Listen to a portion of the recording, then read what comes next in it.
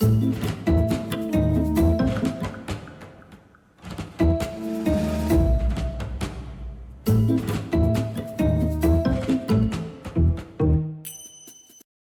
au lycée Guès de Balzac d'Angoulême, le plus vieil établissement de cette ville, auquel les habitants sont assez attachés puisqu'il offre une structure néoclassique assez marquante qui intimide souvent les gens quand ils le découvrent, mais dans lesquels finalement ils évoluent avec aisance assez rapidement.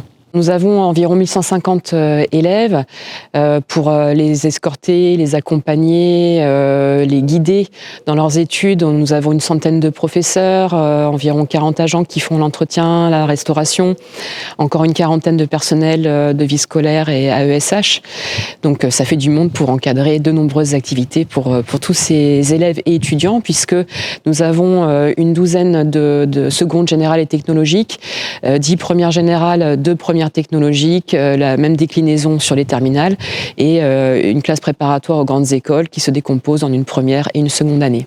L'offre de formation du lycée Guès de Balzac est assez riche et ses emblèmes sont en quelque sorte ses options. L'option musique notamment, mais également toute l'offre en langue vivante avec le chinois, le russe, l'italien, un peu de langue ancienne, de l'éducation physique et sportive et également une section européenne allemand où on apprend l'histoire-géographie en langue allemande. Le Guès de Balzac, avec cette offre riche, s'adresse à tous les élèves du secteur, mais également à d'autres, puisque beaucoup de jeunes s'intéressent à notre option et notre spécialité cinéma en classe préparatoire. Et nous avons vraiment vocation à accueillir tous. C'est un établissement de proximité pour les Charentais, mais également pour tous ceux qui souhaitent venir étudier. Nous avons un internat qui propose 160 places, dont une vingtaine est réservée pour les étudiants de première année de la classe préparatoire aux grandes écoles. Laura Ilonati-Richardson va vous présenter la classe préparatoire aux grandes écoles que je viens d'évoquer. Alors actuellement, nous sommes dans le CDI du lycée, qui est un espace qui est accessible à tous les élèves du secondaire, mais aussi aux étudiants de la classe préparatoire. Il y a des ressources qu'ils peuvent emprunter, ils peuvent travailler ici, mais par ailleurs, ils ont des salles de travail qui leur sont dédiées, où ils peuvent s'isoler, où ils peuvent travailler tard le soir, parce qu'on a un internat aussi avec des places dédiées pour les prépas. Donc voilà, c'est la particularité des CPGE, des classes préparatoires aux grandes écoles. Ce sont des formations du supérieur dans un cadre du secondaire, et donc les étudiants se croisent avec les élèves du secondaire, parfois peuvent participer à des activités ensemble.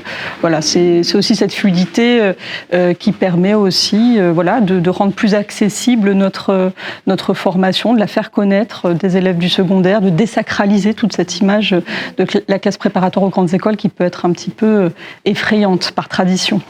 Nous sommes une classe préparatoire AL tout à fait classique, c'est-à-dire que nous préparons à l'école de l'ENS Lyon,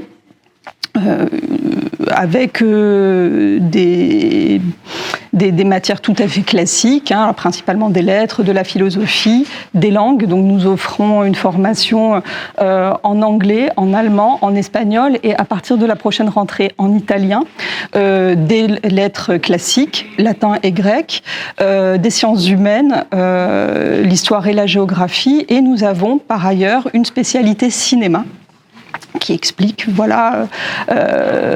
fait que nous soyons compris dans ce pôle Magélis.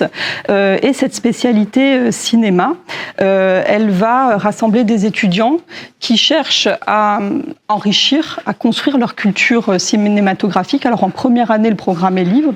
C'est mon collègue de cinéma qui choisit différents thèmes, différents sujets pour former la culture de ces étudiants. Et par ailleurs, il y a une partie pratique.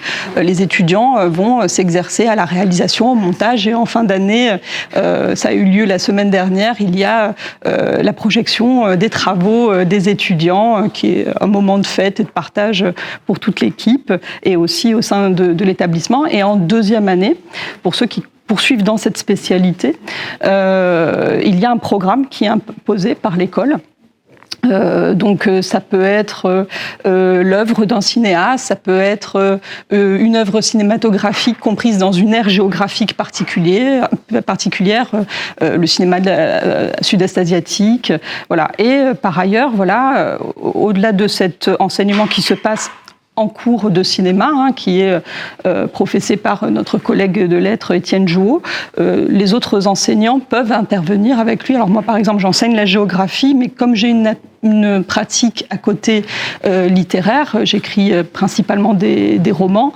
on peut pratiquer ensemble des ateliers de scénario, on peut parfois le soir venir ici dans ce CDI, se retrouver pour construire des projets, soit de scénario, soit de nouvelles, soit des embryons de romans. On a beaucoup d'étudiants qui ont envie d'avoir une pratique d'écriture littéraire, et c'est vrai que c'est particulièrement enrichissant parce qu'ils peuvent laisser cours à leurs envies, parfois à ces rêves qui peuvent être un petit peu effrayants, tout en étant dans un cadre d'études qui est classique, qui est rassurant pour eux, pour leur famille, et qui peuvent leur permettre de mûrir leur projet sur 2 ans, voire 3 ans, parce que c'est possible chez nous de cuber, c'est-à-dire de faire la L3. Pour entrer dans notre classe préparatoire, c'est un parcours de sélection qui est classique. À la fin de la terminale, on candidate sur Parcoursup. On va d'abord étudier les dossiers par rapport à leur niveau scolaire, l'assiduité des élèves dans le secondaire, etc. On prête vraiment une très grande attention à tous les dossiers qui nous sont envoyés. On regarde les lettres de motivation, la qualité d'expression et l'envie. Voilà, nous, on est quand même une classe préparatoire de proximité. On fait en sorte, de donner leur chance à tous les jeunes, à tous nos jeunes, mais il y a quand même au départ une exigence de niveau et qui se poursuit ensuite, puisque le passage en 2e année, de la première à la 2e année, est aussi conditionné par une première année irréprochable en termes d'assiduité, de travail, d'investissement. Voilà, c'est difficile une classe préparatoire, on doit travailler plusieurs matières, on doit travailler dans toutes les matières.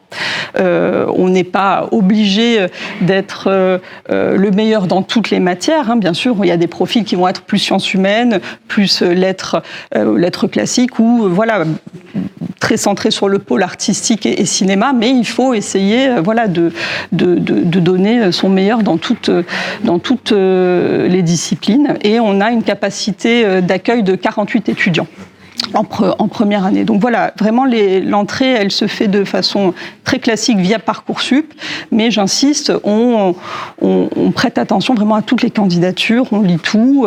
Derrière cet algorithme, il y a une équipe d'enseignants, et on fait attention aux lettres de motivation et vraiment à la motivation de nos jeunes. Et il n'est pas obligatoire auparavant d'avoir eu une option cinéma ou audiovisuel au lycée auparavant, même si effectivement pour l'option cinéma, une grande partie de nos étudiants ont suivi ce type d'option au lycée. Nos étudiants, quand ils quittent la prépa, le plus gros contingent poursuit à l'université. Et ça, c'est le cas pour la grande majorité des étudiants de CPGE de France. C'est une de nos missions premières, notamment dans une ville moyenne, dans une région et dans un département plutôt rural, etc. On offre une formation qui est complètement gratuite, de très haute qualité, du supérieur sur notre territoire. Donc c'est aussi une façon pour des étudiants de pouvoir avoir une approche pluridisciplinaire, exigeante, et de suivre ce parcours de 2 ans, voire de 3 ans, en restant sur place ou pas trop loin de la maison, et de temporiser le départ en L3 ou en master. Donc ça, c'est le gros de nos étudiants. Derrière l'appellation de préparation de l'école normale supérieure, en fait, on prépare une banque d'épreuves littéraires.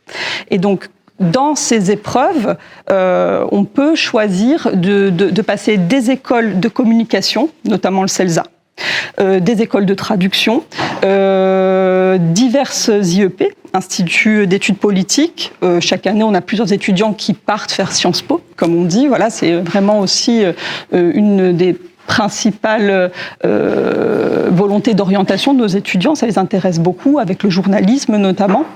Beaucoup poursuivent en école de journalisme.